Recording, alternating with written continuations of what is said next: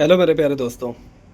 एक बार फिर आपके अंदर बैठी आत्मा जो परमात्मा का, शिव का, सत्य का रूप है, उसको मेरा बारंबार नमस्कार। दोस्तों, हमने शिव जी की, शिवा की, उस सत्य की बहुत सारी मूर्तियां बनाई, बहुत सारे रूपों में उनको पूजते हैं, शिवलिंग को पूजते हैं। लेकिन शिव की अगर आप चित्र देखोगे ना, तो हर चित्र में शिव एक महाध्यानी के रूप में हमें दिखाया जाता है। महाध्यानी, उनसे ऊपर ध्यान करने वाला इस पूरी दुनिया, इस पूरी सृष्टि के अंदर कोई भी नहीं है। सृष्टि का आदि, सृष्टि का अनंत भी वही है। अनंत शिवा, सदाशिव, महाशिव, महाकाल, अलग अलग रूपों से शिव को सजाया गया है। तो कभी आपने सोचा कि अगर शिव जी हमारे महाध्यानी हैं, इतने बड़े ध्यानी हैं, तो एक्चुअल में शिव क्या है? फिर शिव किसका ध्यान कर रहे हैं? क्योंकि शिव तो सत्य है, शिव है, सुंदर है, तो शिव किसका ध्यान कर रहे हैं? तो दोस्तों, शिव भी उसका ध्यान कर रहे हैं जो परमात्मा, जो सत्य, जो आनंद, जो शिव स्वयं हमारे अंदर ही मौजूद है। हमारी श्वासों के रूप में, हमारे धड़कते हुए दिल के रूप में जो हमारे अंदर ये ज्योत है, यही शिव का रूप है। जिस दिन ये ज्योत, ये आत्मा, ये रूह, ये धड़कन हमारी रुक जाएगी, ये श्वास हमारी बंद हो जाएगी, उस दिन वो शिव भी हमारे शरीर से बाहर आ जाएंगे।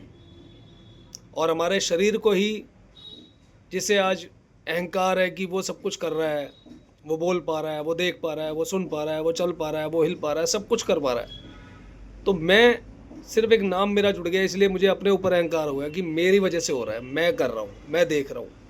लेकिन दोस्तों, जिस दिन वो श्वास आपके अंदर से निकल जाएगी ना, उस दिन वो शिव भी बाहर आ जाएंगे और आप एक शव बन जाओगे, शव। तो शिव प्रकृति का दूसरा नाम है, और शिव जिसका ध्यान कर रहे हैं वो परमात्मा, वो आत्मा, वो सोल, वो परम शक्ति, वो पार ब्रह्म, वो आनंद, वो सब महसूस करने की चीज़ें हमारे ही शरीर में मौजूद हैं। जब तक हमारे शरीर में वो चीज़ें मौजूद हैं, तब तक ही हमारा शरीर जो है वो शिव है।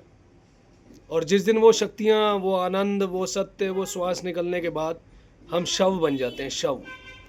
फिर उसका ना कोई सुख है, ना कोई दुख है, ना वो जलने से उसे कोई दर्द होगा, ना उसे पीटने मारने से उसे दर्द होगा, कुछ नहीं होगा उसके अंदर, क्योंकि वो चेतना, वो शिव उसके अंदर से निकल गए। तो दोस्तों, शिव की मूर्ति बनाना बहुत अच्छी बात है। शिव की मूर्तियों को पूजना वो हमारा प्यार है, वो हमारा भगवान के लिए मान लो एक हम धन्यवाद प्रकट कर रहे हैं उस मूर्तियों को पूज के। लेकिन दोस्तों, वो साक्षात शिव, वो सत्य हमारे ही अंदर है।